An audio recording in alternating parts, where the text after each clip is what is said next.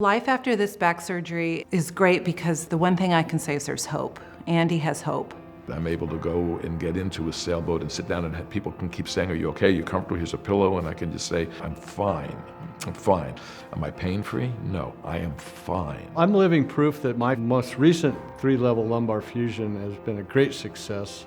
I can walk around, I'm pain-free. The most important thing that I have learned is patience. I think that spine surgery this day and age has really turned the corner, so to speak, and I think there are going to be new technologies in the future that make spine surgery even better.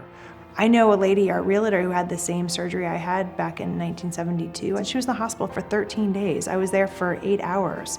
It took me 17 years to deal with this pain, and come on, 9 months of just having surgery, and now I'm feeling 100% better and wishing I would have did it a long time ago. And I want to get back to playing golf with my friends on the weekends and getting back to what I consider a normal, active lifestyle.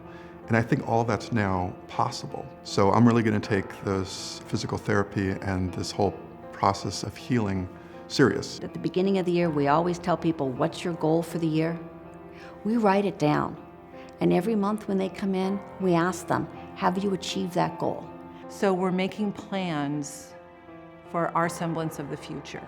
And that's pretty exciting because there was nothing. It was like it wasn't even talked about. I mean, how exciting is that? I lift weights, I go to yoga, I have no restrictions. It's pretty awesome. You will work every day to make sure that what we have recommended to you is done.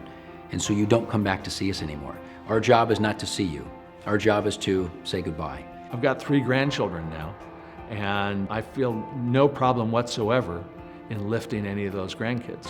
One of them's 2.5 years old, and he spends a lot of time on my shoulders and carrying him around. I go out of my way to do things that make me feel good. I dress the way I want.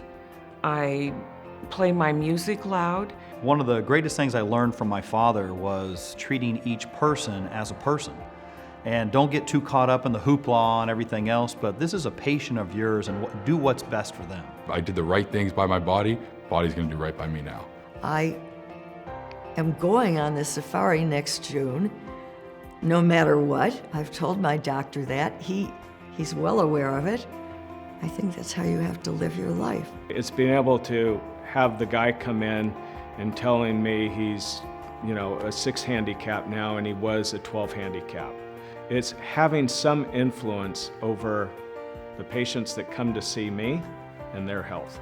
No regrets, feeling good, can conquer the world now. There really are no problems at this point. I'm just waiting for him to give me the green light to probably start out on a stationary bike, and then I'll ultimately be able to get back on my bicycle and, ride into the sunset.